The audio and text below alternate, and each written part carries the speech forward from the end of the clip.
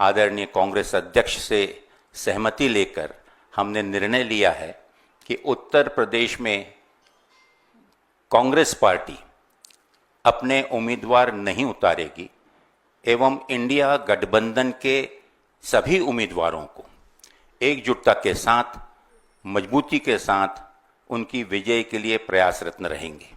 उत्तर प्रदेश के विधानसभा उपचुनाव को लेकर बड़ी तस्वीर साफ हो गई है। कांग्रेस ने विधानसभा उपचुनाव में अपने कदम पीछे खींच लिए हैं। दरअसल समाजवादी पार्टी ने कांग्रेस को 2 सीटें गठबंधन के तहत ऑफर की थीं।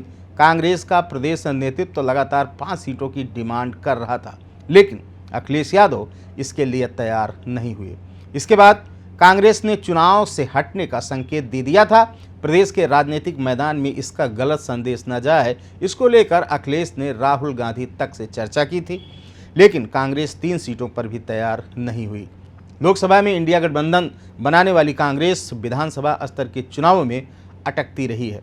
हरियाणा से लेकर महाराष्ट्र तक गठबंधन को ताकतवर बनाने में पार्टी को काफ़ी मशक्कत झेलनी पड़ी। अखिलेश यादव ने इसके बाद सोशल मीडिया पोस्ट के जरिए प्रदेश के अकेले सभी सीटों पर उम्मीदवार खड़े करने का ऐलान कर दिया।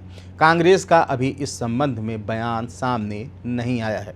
ऐसे में सवाल यह खड़ा हो रहा है कि क्या यूपी में सपा कांग्रेस गठबंधन में सब कुछ सही है?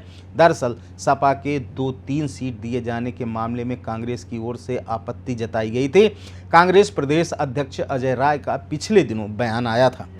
इसमें उन्होंने कहा था कि पार्टी 5 सीटों पर चुनाव लड़ने की तैयारी कर रही है। वहीं उन्होंने सभी 10 विधानसभा सीटों पर कैडर को एक्टिवेट किया था। उनका दावा था कि कांग्रेस पार्टी की तैयारी सभी 10 विधानसभा सीटों पर है। आलाकमान के गठबंधन पर फैसला लिए जाने की बात वह कहते दिखे। हालांकि यूपी में उपचुनाव को लेकर पार्टी कोई बड़ा फैसला लेती दिखाई नहीं दी। वहीं अखिलेश यादव ने ही कांग्रेस के उपचुनाव न लड़ने की घोषणा कर दी है। महाराष्ट्र में इस समय विधानसभा चुनाव की राजनीति बेहद गर्म हो गई है। विपक्षी गठबंधन महाविकास अघाड़ी में सीटों के बंटवारे पर आखिरी समय में सहमति बनी है। अखिलेश यादव वहां 12 सीटों की मांग कर रहे हैं। हालांकि एमबीए की ओर से उन्हें 3 से 4 सीटें मिलने का अनुमान लगाया जा रहा है। हालांकि अखिलेश ने पहले ही महाराष्ट्र में 5 उम्मीदवारों का ऐलान कर दिया है। ऐसे में कांग्रेस यूपी में सपा का फार्मूला महाराष्ट्र में लागू कर सकती है। सपा की सीटों को लेकर कांग्रेस का ऐलान कर सकती है। हालांकि हरियाणा की हार ने कांग्रेस को गहरा सदमा दे दिया है। यूपी में कांग्रेस के कदम पीछे खींचने की वजहों पर भी चर्चा शुरू हो गई है। इसका कारण कांग्रेस का हारने सीटों पर दांव लगाने से बचना बताया जा रहा है। दरअसल अखिलेश यादव ने कांग्रेस के लिए गाजियाबाद सदर और खैर विधानसभा सीट छोड़ी थी। कांग्रेस पार्टी भी मानकर चल रही थी कि दोनों सीटों पर उसके उम्मीदवारों का जीतना मुश्किल हो जाएगा। इन दोनों सीटों को भाजपा के गढ़ के रूप में जाना जाता है। ऐसे में कांग्रेस ने यहां पर कदम पीछे खींचकर अखिलेश की चुनौती बढ़ा दी है। कांग्रेस ने इस कदम से समाजवादी पार्टी को एक बड़ा संदेश दे दिया है।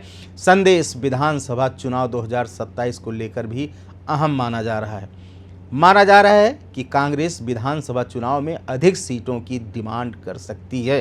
भाजपा ने यूपी उपचुनाव में कांग्रेस के हाथ खाली रहने पर तंज कसा है। पार्टी प्रवक्ता राकेश त्रिपाठी ने कहा है कि हाथ का पंजा खाली रह गया, कांग्रेस अब हाथ मलती रहे। उन्होंने कहा कि सपा ने कांग्रेस को धोबी पछाड़ दांव दे मारा है। उन्होंने कहा कि भाजपा के कांग्रेस मुक्त नारा को सपा साकार कर रही है। भाजपा प्रवक्ता राकेश ने कहा कि कांग्रेस अपनी दुर्दशा के लिए खुद जिम्मेदार है। भाजपा ने मध्य प्रदेश और हरियाणा विधानसभा चुनाव में समाजवादी पार्टी को दिए गए झटके का कांग्रेस को जवाब मिलने की बात कही है। दरअसल दोनों प्रदेशों में कांग्रेस ने सहयोगी दल को सीट देने से मना कर दिया था। साथ ही राकेश त्रिपाठी ने यह भी दावा किया कि इंडी गठबंधन खंड खंड हो गया है। अनादि टीवी यूपी देख रहे थे आप, शुक्रिया। अगर आप इस वीडियो को YouTube पर देख रहे हैं तो चैनल को सब्सक्राइब करें और बेल आइकन दबाना ना भूलें। अगर Facebook पर देख रहे हैं तो चैनल को लाइक करें।